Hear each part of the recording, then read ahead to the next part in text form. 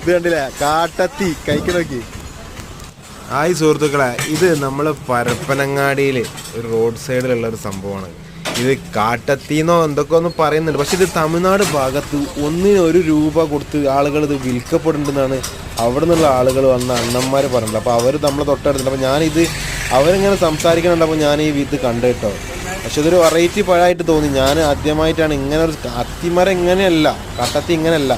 പക്ഷെ ഇത് അങ്ങനത്തെ ഒരു സംഭവമാണ്. പക്ഷെ ഇന്നെ എന്താ പറയുക, അത്ഭുതപ്പെടുത്തിയത് അതല്ല, ഇത് നമ്മളാരും കഴിക്കണില്ല.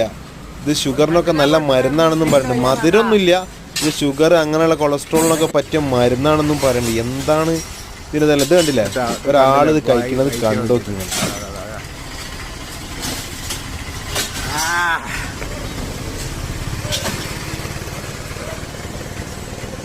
സൂപ്പർ.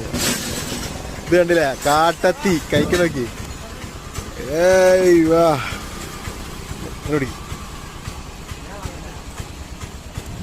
ഇതാണ് സാധനം.